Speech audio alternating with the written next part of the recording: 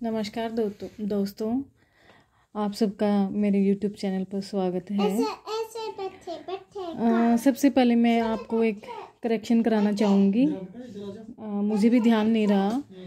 D क्वेरियन जो मैंने syndrome बताया था, डिजीज़ बताई थी, उसमें जो अबडक्टर पॉलिसिस मैंने ब्रेविस बताया है, वहाँ पर आप अबडक्टर पॉलिसिस लॉन्गेस्ट कर लेना। और देखो, मुझे सबसे अच्छी बात पता है क्या लगे कि उसी टाइम पे तुरंत कुछ कैंडिडेट्स के मैसेज आए, जैसे कि वंशिका और न्यूरो फिजियोथेरेपी करके है, होम केयर नाम करके, उन्होंने भी मुझे मैसेज किया। शिवानी ने भी किया मैसेज, और मुझे मैसेज देख के ना बहुत अच्छा लगा कि बच्चे पढ़ रहे हैं, कैंडिडेट अच्छे तरीके से तैयारी कर रहे हैं, कि जो गलतियां हो रही हैं उनको भी मुझे समझा रहे हैं। तो इससे और अच्छी बात मुझे क्या लगेगी। मुझे तो बहुत अच्छा लगा कि हाँ, आप लोग अच्छे से तैयारी कर रहे हैं। देखो, मैं एक्चुअल में जो मैंने आपको ब्रेन फंक्शंस बताए थे, उसमें मैंने ये बोला था ना कि आप ये ब्रोकाज एरिया है, फ्रंटल लोब है, स्पीच है, कुछ ऐसा करके मैंने बोला था, और मैं बहुत कंफ्यूज हूँ।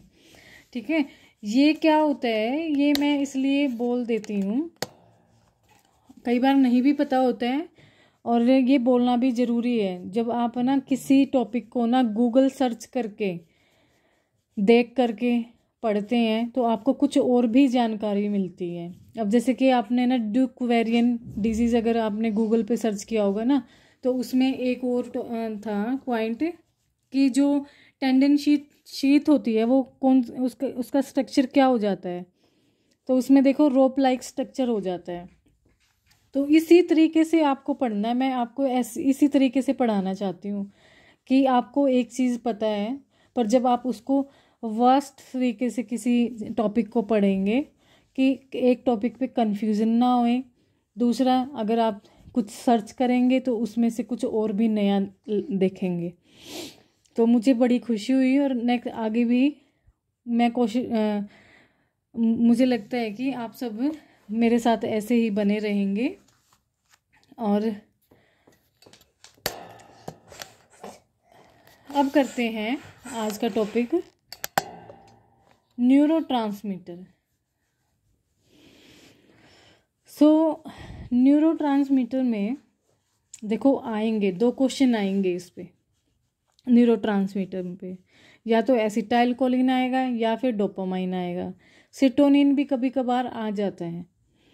तो आपको क्या करना है, न्यूरोट्रांसमीटर एक सबसे पहले एसिटाइल कोलिन, तो ये क्या करता है, स्टिमुलेट करता है मसल कॉन्ट्रैक्शन। ठीक है, मसल्स को क्या करता है, स्टिमुलेट करता है। अगर एसिटाइल कोलिन से, देखो यहाँ पे ये सिस्टमेटिक वे है याद करने का, एसिटाइल कोलिन की डेफिशिएंसी से कौन कौन सी डिजीज़ हो जाती है। ठीक है, तो अल्जाइमर डिजीज़ एंड मेस्थेनिया डिजीज़। अब मैंने साथ के साथ एक्सेस भी दिया हुआ है कि अगर एसिटाइल कोलिन ज़्यादा बढ़ जाती है तो फिर बॉडी में क्या होता है, तो सीवियर मसल स्पाजम हो जाता है। नेक्स्ट है डोपामाइन। डोपामाइन इम्पोर्टेंट है, एसिटाइल और डोपामाइन। जब सीक्रेट कहाँ से होता है, ये क्वेश्चन आ जाता है। डोपामाइन सीक्रेट सब्सटेंसिया नाइग्रा इन बेसल गैंग्लिया, ये आप याद कर लेंगे। इसकी डेफिशिएंसी से कौन सी डिजीज़ हो जाती है, इसकी डेफिशिएंसी से पार्किंसन डिजीज़ होती है। अब करते हैं सीरोटोनिन। सीरोटोनिन 5-HT मतलब 5 hydroxy troponin, 90% found in GI track, function mood emotional. इसकी डेफिशिएंसी से देखो, जब इसका फंक्शन ही मूड से है, इमोशनल से है, तो आप ये आइडिया लगा सकते हैं कि मूड डिसऑर्डर्स भी होते हैं। इसकी deficiency depression and mood disorder. और अगर सेरोटोनिन ज़्यादा हो जाता है बॉडी के अंदर, तब क्या होगा, ऑटिज्म की डिजीज़ हो जाएगी। ठीक है, नेक्स्ट टॉपिक नेक्स्ट न्यूरोट्रांसमीटर है नोरएपिनेफ्रिन। नोरएपिनेफ्रिन सिक्रेटेड बाय एड्रेनल ग्लैंड, ठीक है। इसको हम, ये भी आ जाता है फ्लाइट एंड फाइट न्यूरोट्रांसमीटर कौन सा है, नोर एपिनेफ्रिन, ठीक है। ये लर्निंग एंड मेमोरी रिट्रीवल होते हैं। डेफिशिएंसी से इसमें मेंटल डिसऑर्डर आता है, मीन्स यस, ये neurotransmitter NOR epinephrine learning and memory retrieval होता है। डेफिशिएंसी से मेंटल डिसऑर्डर हो जाते हैं और एक्सेसिव से एंजाइटी आ जाती है। नेक्स्ट है GABA amino butyric acid, help ADHD attention deficient hyper activity disorder, regulate daily sleep awake cycle, ठीक है। तो deficiency, anxiety, excess sleep and eating disorder. Next है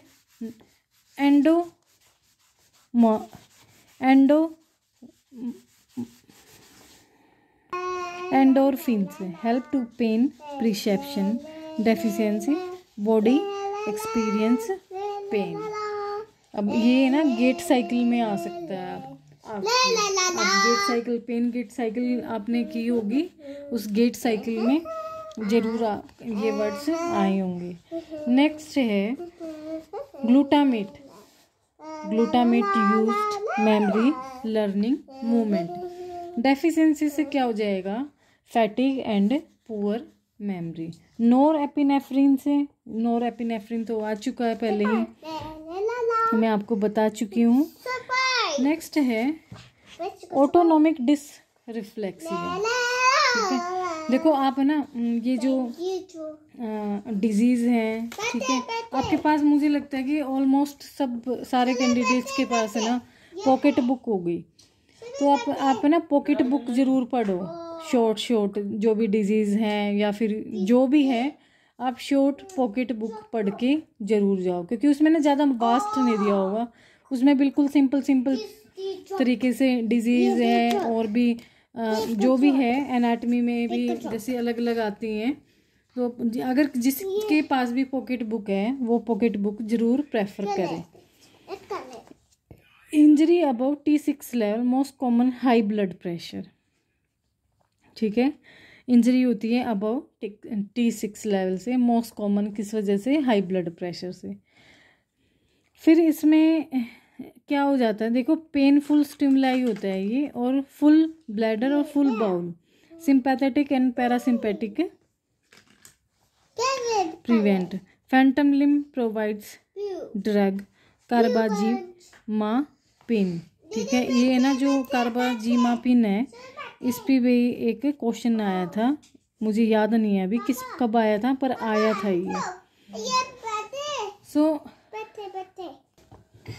ये अब आ गया बायोमैकेनिक्स एक्सरसाइज का पार्ट, न्यूटन्स लॉ। ये न्यूटन्स लॉ आप जरूर कर लेना विद एग्जांपल, ठीक है। कैरी एंगल मैंने बता ही दिया। Respiratory distress syndrome, acute respiratory distress syndrome, आप ये भी कर लीजिएगा टॉपिक। नेक्स्ट टॉपिक है PNF।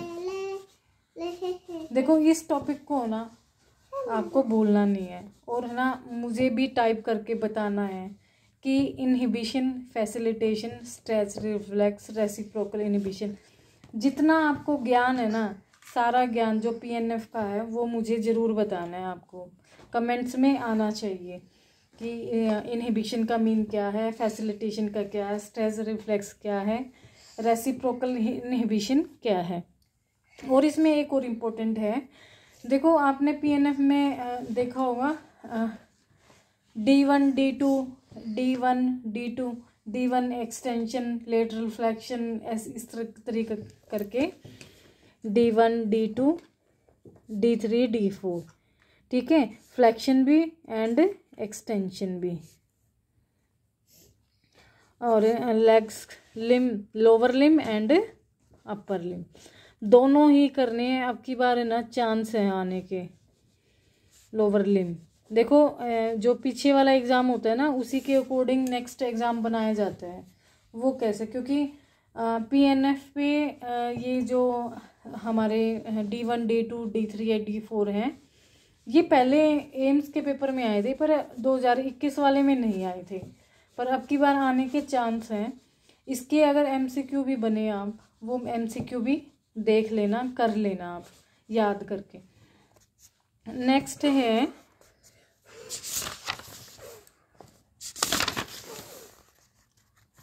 Lumbar puncture.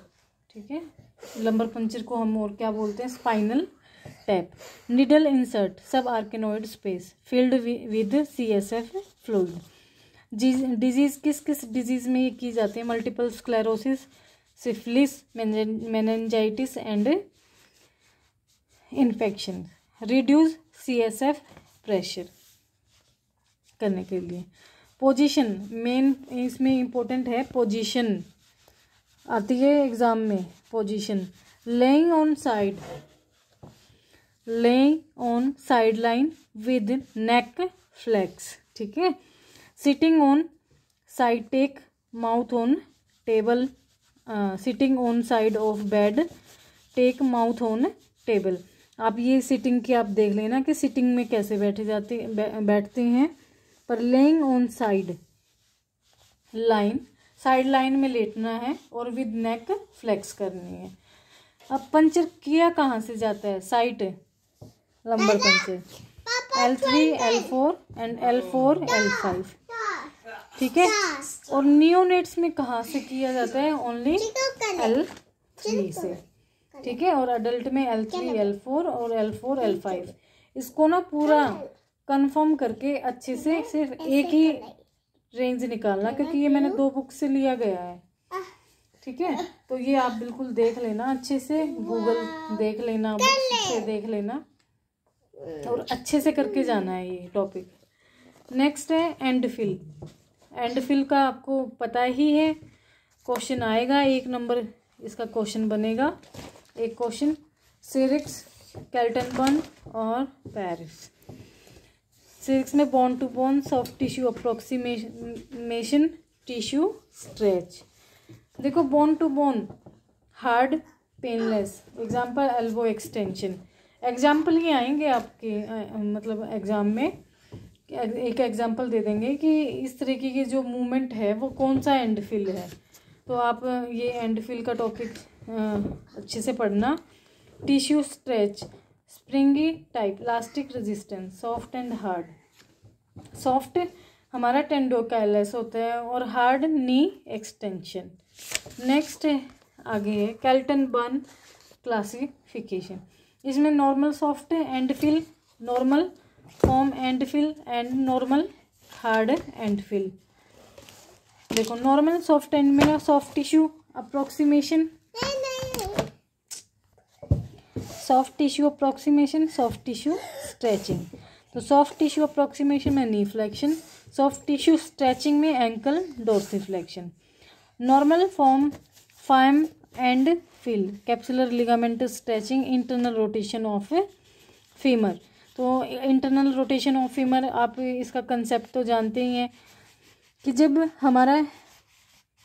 हम स्टैंडिंग पोजीशन में होते हैं और लेग को जब हम बाहर करते हैं, ठीक है, आउटसाइड करते हैं, तो ये लेटरल एक्सटर्नल रोटेशन नहीं होती है, ये हिप की इंटरनल रोटेशन होगी। और जब हम हिप लेग को नीचे से, फुट को अपने अंदर की ओर करेंगे, तब होगी हमारी हिप की एक्सटर्नल रोटेशन, मतलब उल्टा होगा। नॉर्मल हार्ड एंड फिल कौन सा होगा? Elbow extension. 5 classical abnormal end feels, ठीक है। तो muscular spasm, capsular, bone to bone, empty end springy block.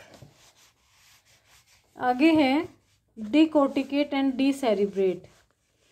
हर बार एक क्वेश्चन आता है यहाँ से, अभी भी आएंगे, ठीक है, आने के चांस हैं।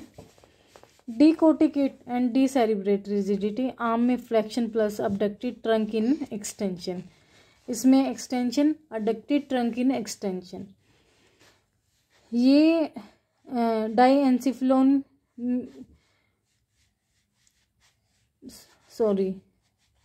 लेग में internal rotated feet flexion indicate lesion of corticospinal tract in diencephalon. ये corticospinal tract of brain stem से। इसमें सुप्राटेंटोरियल डैमेज होता है और इसमें इंट्राटेंटोरियल डैमेज होता है। देखो मैंने ये इस तरीके से, हाँ आप देख सकते हैं। आज मेरा बेटा बड़ा परेशान कर रहा है, उसने ये ड्राइंग कलर किए हैं और वो अब ये जिद कर रहा है कि आप इस वीडियो के बीच में दिखाएं। ठीक है, देख लिए, अच्छे हैं अच्छे हैं अच्छे हैं। चलो सो इस टॉपिक को आप है ना और भी अच्छे से करके जाना। मैं तो आपको सिर्फ टॉपिक ही बता रही हूँ, मैं आपको डिटेल नहीं बता रही है, बस आपका कोई टॉपिक छूट ना जाए, क्योंकि ये ना सिलेबस बहुत लेंदी है और कई बार क्या होता है कि सिलेबस हमें याद ही नहीं होता है कि और कौन कौन से टॉपिक्स हैं। ठीक है, तो आप अपने बिहाफ पे इसको अच्छे से रीड करना, बुक से, गूगल से, इंटरनेट से। ठीक है, नेक्स्ट है ओशगुड शेल्टर डिजीज़। ये क्वेश्चन आ सकता है। ठीक है, अगर इन टिबियल टूबरकल, ये तो पेशेंट आते भी होंगे, स्पोर्ट्स इंजरी वाले पेशेंट्स होते हैं। मोर मेल में होता है देन फीमेल, मोस्टली अकर इन एथलीट्स में 11 to 14 ईयर्स की एज में। देखो ये अपना मेरे नोट्स हैं, अब इनको इनमें मेरे को पता ही नहीं है कि ये मैंने कब क्या क्या पढ़ के लिखा था। Repetition microtrauma insertion of patellar tendon, तो आप प्लीज़ आप भी देख लेना। Recurrent dislocation of shoulder, question आया था इसमें से। Hamilton ruler test, sulcus test भी आ चुका है और डुगास भी आ चुका है। So anterior dislocation, posterior dislocation, inferior dislocation. Anterior dislocation में test Dugas test, Hamilton ruler test, sulcus test, axillary nerve test. Treatment non operative, close reduction, traction and counter traction, Hippocrates method, Stimson technique. ये technique आप जरूर पढ़नी है आपको। फिर है देखो ये नाम आ जाता है, मिलसच टेक्निक किस में की जाती है, तो आपको बताना है एंटीरियर डिसलोकेशन में। कोचर टेक्निक एंटीरियर डिसलोकेशन में। स्पेसो टेक्निक। अब है ऑपरेटिव ट्रीटमेंट, ये ऑपरेशन के नाम आ सकते हैं आपको। Bankart operation, Bristow operation, Putti Platt most important. Bankart and Putti Platt आया था। फिर है posterior dislocation, the empty glenoid sign. Inferior dislocation में क्या होगा, एक्सिलरी नर्व इंजरी हो जाएगी, जॉइंट की लैक्सिटी हो जाएगी, हिलसच लीजन होगा इसमें और सर्कल कंसेप्ट होगा। एप्रीहेंशन टेस्ट करेंगे, ड्रॉ टेस्ट करेंगे, जॉब्स रिलोकेशन टेस्ट। इसमें से ना एप्रीहेंशन इम्पोर्टेंट है, हिलसच लीजन इम्पोर्टेंट है, ड्रॉ टेस्ट इम्पोर्टेंट है। सो आप ये और भी अच्छे से अपनी बुक में, ऑर्थो की बुक में दिए हैं। ठीक है, और ये अच्छे से करना है आपको। नेक्स्ट है देखो, ये तो आप ना मेरे इसमें से ही लिख लेना चाहिए। Obstructive lung disease and restrictive lung disease. Obstructive lung disease, hard to exhale all the air in the lungs. Restricted lung disease में difficulty fully expanding their lungs and with air. Increase, इसमें residual volume increase हो जाता है। इसमें TLC, ये है हमारा TLC total lung capacity, तो जो हमारी टोटल लंग कैपेसिटी है वो रिड्यूस हो जाएगी। ऑब्स्ट्रक्टिव लंग डिजीज़ कौन कौन से डिजीज़ में पाई जाती है, asthma, COPD, chronic bronchitis, bronchiectasis. Ectasis में जब ब्लीडिंग होती है, ब्रोंकियोलाइटिस, सिस्टिक फाइब्रोसिस। ये restricted disease pneumonia, ARDS, DS, respiratory distress syndrome, acute respiratory distress syndrome, pulmonary fibrosis, lobectomy. Lobectomy में एक बार क्वेश्चन आ जाता है, लोबेक्टमी एंड नोमेक्टमी में आया भी है, ये एम्स 2017 में आया था लोबेक्टमी पे। ठीक है, लोबेक्टमी और निमोनेक्टमी, तो इसमें ये देख लेना कि इसमें लॉब रिमूव किया जाता है और इसमें लॉब कट किया जाता है। ठीक है, इस तरीके से। रिब्स फ्रैक्चर में, ठीक है। देखो इसमें लोबेक्टमी में रिमूवल ऑफ लोब और न्यूमेक्टमी में रिमूवल ऑफ एंटायर लंग। ये एंटायर लंग ऑप्शन में आया था, मुझे अभी भी याद है 2017 में, ठीक है। Portion of the disease lung is remove. Incision किस टाइप से दिया जाता है? Posterolateral thoracotomy. और आप अपनी बुक से चेक करेंगे। अब करनी है आपको breathing exercise, diaphragmatic breathing exercise important है, ये आई हुई है 2017 में। Primary muscle for breathing inspiration, हाँ ये क्वेश्चन भी आया था 2021 में।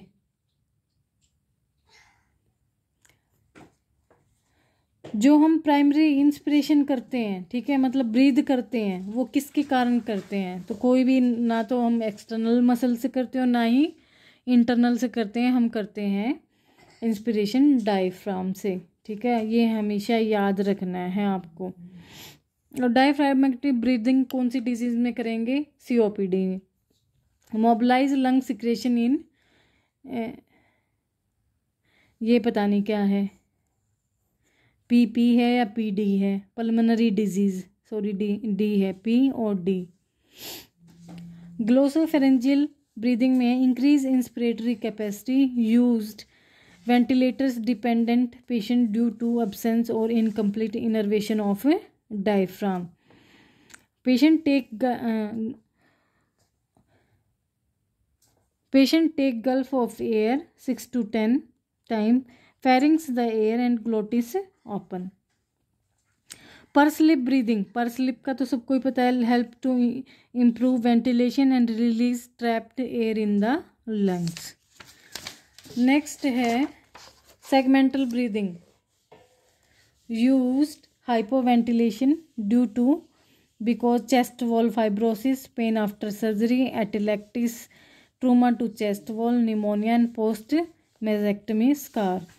इसके एडवांटेज क्या है? Prevent accumulation of pleural fluid and secretion, decrease paradoxical breathing, decrease panic episode, improve chest mobility. Techniques: lateral costal expansion, posterior basal expansion, right middle lobe and apical expansion. So आपको ये पूरे topics करने हैं। फिर है disease, पर्थीज disease, ठीक है, rare childhood condition affect hip. इस पर्थीज डिजीज में क्या होगा? जो हमारी ब्लड सप्लाई होती है ना, फीमर का जो हेड होता है वहाँ पे जो ब्लड सप्लाई होती है वो कम हो जाती है, डिस्टर्ब हो जाती है, और इस प्रोसेस को एवेस्कुलर नेक्रोसिस भी बोलते हैं। Slipped capital epiphyseal, head of the femur displaced, Raynaud's disease and Raynaud phenomena, episodic spasm of vasoconstriction of small arteries. देखो मैं सारा भी इसलिए नहीं आपको पढ़ा रही क्योंकि आपको ना टॉपिक्स की नीड है, पढ़ तो आप अपने आप ही लेंगे, इसलिए मैं थोड़ा जल्दी आपको ये टॉपिक्स करा रही हूँ कि आप जल्दी इनको कवर कर लें, क्योंकि एग्ज़ाम भी नज़दीक में है, आने वाला है, फिर रिवीजन भी आपको करनी है। नेक्स्ट है Borg scale, Borg scale rating of perceived exertion scale, used in knowing exercise intensity prescription. ये एसवर्थ स्केल भी कर लेना फॉर यूज स्पास्टिसिटी से, और बॉर्ग स्केल भी कर लेना। स्केल तो आप सारे ही कर लेना, फिर मैं आपको बुक से करवाऊंगी। देखो ये है passive insufficiency and active insufficiency, most important है, हर बार एक क्वेश्चन जरूर आता है इस पे, कैसे भी आए पर आएगा जरूर। elongated passive insufficiency in elongated over one or two joints simultaneous may allow further movement of the agonist at a given point. This phenomena is referred to as passive insufficiency. In hamstring muscles, long finger extensor, quads rectus femoris, hamstring cross two joints of hip and knee. तो देखो ये ना मेरे notes हैं, तो notes क्या होते हैं, शॉर्ट लिखे होते हैं। अब ये मुझे भी मतलब बहुत ही कम समझ में आते हैं क्योंकि ये मैंने उस टाइम पे लिखे थे, पर आपको बस मैं टॉपिक बताने के मैं आपको बता रही हूँ कि आपको ये टॉपिक करने हैं। Passive insufficiency with example, with example आपको करने हैं। देखो एकदम ऐसे तो आएगा नहीं कि हाँ पैसिव इनसफिशिएंसी क्या होता है, एग्जाम्पल देंगे फिर उसमें आपको बताना होगा कि ये पैसिव इनसफिशिएंसी है या एक्टिव इनसफिशिएंसी है। तो ये आप दोनों ही कर लेना। रिफ्लेक्स सिंपैथेटिक डिस्ट्रॉफी, सुडेक्स एट्रोफी, ये क्वेश्चन आया हुआ है। कौन से एम्स में आया है मुझे नहीं पता, पर रिफ्लेक्स सिंपैथेटिक डिस्ट्रॉफी पे ये सुडेक्स नेम करके आया था। सो ये आप कर लेना ज़रूर। फिर है आपका टॉपिक है स्पाइना बाइफिडा। देखो ये स्पाइना बाइफिडा के ऐसे डायग्राम आपको बनाने हैं इस तरीके से, और डायग्राम से आपको ना जल्दी याद हो जाएगा। स्पाइना सबसे पहले ओकल्टा आता है, ठीक है, फिर क्लोज स्पाइना बाइफिडा, फिर ये प्रोट्रोजन, और फिर माइलो मेनिंजियोसील। आपको इस तरीके से ये स्पाइना बाइफिडा ऑर्थो की बुक में बहुत अच्छे से दिया होगा और वो कर लेना आप। ये मायोसिस्ट ओसिफिकेंस ट्रूमेटिक एम्स 2017 में क्वेश्चन आया था, चांस है अब की बार भी। इसमें ये बताया जाता है कि फोर्स पैसिव मोबिलाइजेशन कौन सी डिजीज में नहीं करते, ठीक है। तो देखो इसमें लिखा हुआ force passive mobilisation should not be given, तो कौन सी डिजीज में नहीं कराते, मायोसिस्ट ओसिफिकेंस ट्रूमेटिक में। फिर है देखो मैं ऐसे टॉपिक से लिख लेती थी कि मेरा ये टॉपिक रहता है, ये रहता है, करना भी ये रहता है, इस तरीके से मैं लिखती थी। और आप भी इसी तरीके से कोई भी टॉपिक है छूटे याद आए उसको ऐसे लिख लो और फिर उसको तैयार कर लो। नेक्स्ट है सेरिब्रल पाल्सी। देखो सेरिब्रल पाल्सी की टाइप्स आ जाती हैं। स्पास्टिक सिंड्रोम, डिले माइलस्टोन सबको पता होगा। स्पास्टिसिटी सेरिब्रल पाल्सी का तो टॉपिक ऐसा है, क्वेश्चन इसमें से 2 आएंगे, 2 क्वेश्चन, ठीक है। टाइप्स ऑफ सेरिब्रल पाल्सी में से आ सकता है, और इसकी डिसेबिलिटी के फंक्शंस आ सकते हैं, ठीक है। फंक्शनल डिसेबिलिटी एंड स्केल आ सकते हैं इस सेरिब्रल पाल्सी की। तो आप अच्छी सी बुक से इसको कवर करना।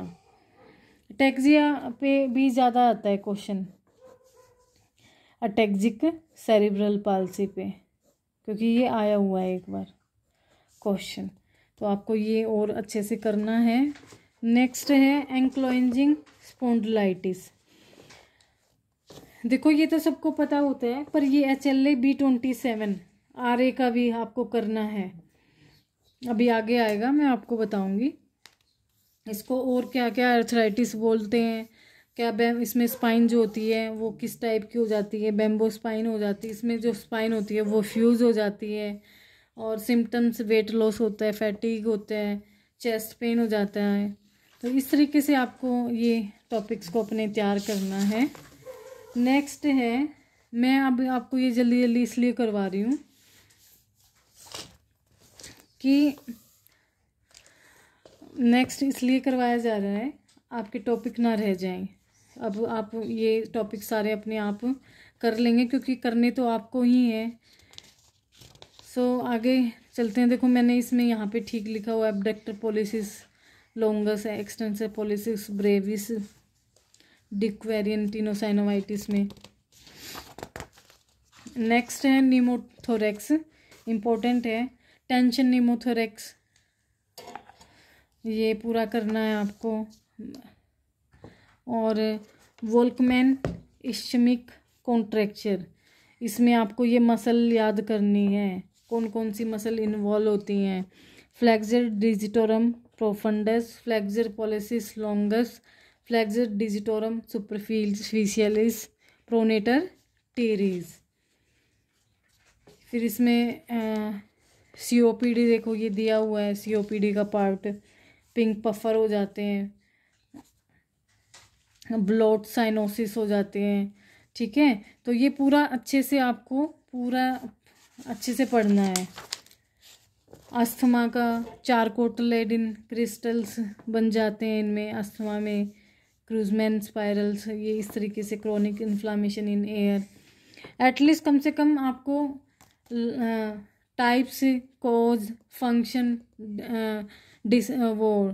डिफॉर्मिटी, इसमें कौन सी साउंड मिलती है, types of sound, high pitch, low pitch, ये सब पता होना चाहिए। फिर मैंने आपको बताया था अल्जाइमर डिजीज़। अल्जाइमर डिजीज़ का मतलब क्या होता है, ठीक है, इसको हम डिमेंशिया भी बोलते हैं, ठीक है। किसके कारण हो जाती है, ब्रेन के कौन से पार्ट से लीजन हो जाता है, ठीक है। टाइप्स कितने, स्पोरेडिक एंड फैमिलियल। फैक्टर्स, इसके ड्रग्स कौन सी है यूज़ करते हैं, ग्लूटामाइन यूज़ करते हैं। सो आपको ये इस तरीके से शॉर्ट नोट्स बना लेने हैं अपने। एक ये और आते हैं Kernig's sign, severe stiffness of hamstring muscles. आगे है पैगेट डिजीज़, ठीक है। तो ये जो छोटे छोटे टॉपिक्स हैं आप इनको ज़रूर कर लें। और ना muscle types and classification, Homans sign किस में दिखाई देता है, डीवीटी में, डीप विनस थ्रोम्बोसिस में, unipennate, parallel, bipennate, multi circumpennate, parallel, circle, convergent. So आज के टॉपिक इतने ही हैं, आगे नेक्स्ट करेंगे ऑर्थोसिस। ये ऑर्थोसिस हैं, ये काफ़ी हेल्पफुल रहेंगे आपके लिए। ये थोड़े अच्छे हैं, नोट्स हैं, इनको मैं आपको करवाऊंगी। सो आपको जो मैंने आपको वर्क दिया है PNF मैं भूली नहीं हूँ। मुझे आपको आप सब ने मुझे बताना है कि PNF D1, D2, D3, D4 and stretch reflex, facilitation, inhibition, reciprocal inhibition, इस सब के बारे में आपको मैसेज टाइप करना है। और अगर करेंगे तो आप अपने ना लाइफ में क्योंकि जब हम किसी को सिखाते हैं ना तो उन चीज़ों को हम ना भूलते नहीं हैं और कंफ्यूज भी नहीं होते हैं। आपको तुरंत आपके माइंड में स्ट्राइक होगा कि नहीं वो आप ये सोचेंगे कि हाँ अरे मैंने वहाँ पे ऐसे समझाया था, ऐसे लिखा था, राइट डाउन किया था। तो आपको ज़रूर भेजना है। मैं आपसे सीखना चाहती हूँ, ज़रूरी नहीं कि सब कुछ मैं सिखाऊं, कुछ चीज़ें मैं भी आपसे सीखूंगी और आप ज़रूर मैसेज करें। और नेक्स्ट है ऑर्थोसिस, इसका टॉपिक मैं आपको नेक्स्ट वीडियो में करवा दूंगी। और फिर ये नोट्स कंप्लीट करके फिर मैं ना आपको जो स्केल होते हैं ना बुक्स से सारे के सारे वो कराने वाली हूँ। तो मैं सोच रही हूँ कि इनको थोड़ा जल्दी करवा दूँ, आप लोग पढ़ लें, रीड कर लें और उनको भी रीड कर लें। सो जुड़ने के लिए आपका बहुत बहुत धन्यवाद।